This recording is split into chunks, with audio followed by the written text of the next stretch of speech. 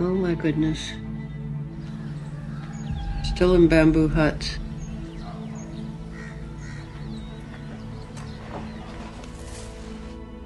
Bamboo hut, yeah.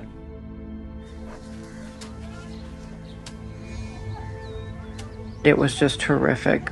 They started sending us people who had just escaped from Tibet on foot via Ladakh. And these Tibetans were coming in with their thick winter clothes, a lot of them with sores and tropical diseases. Being sent thousands of miles to the jungles of South India. You know, some are already sick in the train. Each station they have to take out a dead body from the train and then funeral and then catch another train to come over here. So they went through a lot.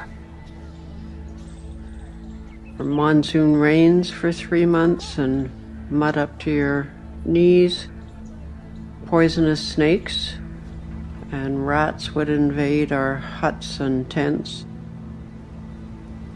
And they didn't want to have a house because they're going back to Tibet, and they didn't want to go to the settlements because they're going back to Tibet.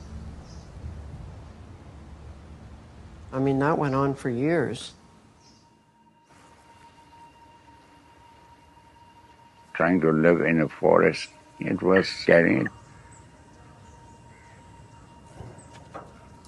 We know how to handle Tibetans, but 8 agencies helped a lot.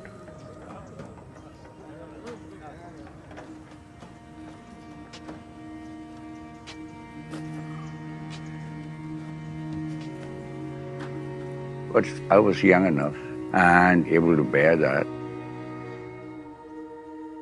My dad was in a difficult position, certainly, but he was also from a privileged background.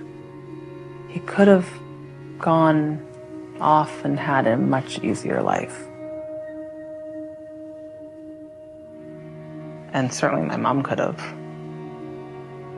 And she didn't think that they couldn't live without her. She felt like maybe she couldn't live without them. Oh, that's true. Long story, long story. I'm just talking, I'm just crying right now.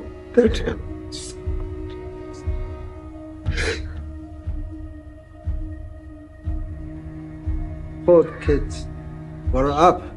They have to know that I don't have no chance, so, you know, it's nothing. Nothing.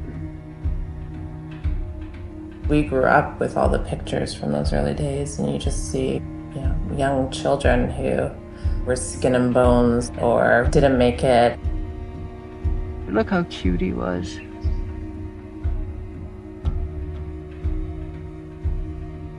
We lost a lot of people.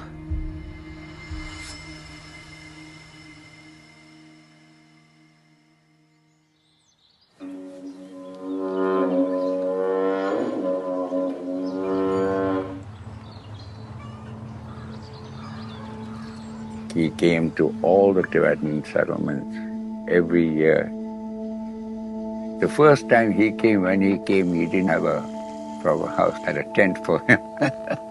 And he stayed in that tent for 2, 3 days, 4 days. He liked it. He said, I enjoyed it. I remember I visited a number of times. This is when they was farming with buffaloes. You see, we red color. You see, different dress. So it's a buffalo, some buffalo. You see, looking like that.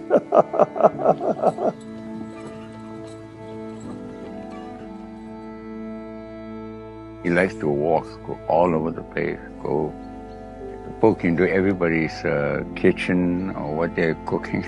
He just go there and sometimes say, okay, I want to have a taste. You know, they're feeling shy. It doesn't matter.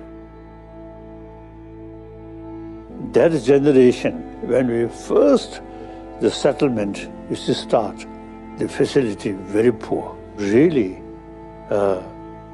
passing through difficult life.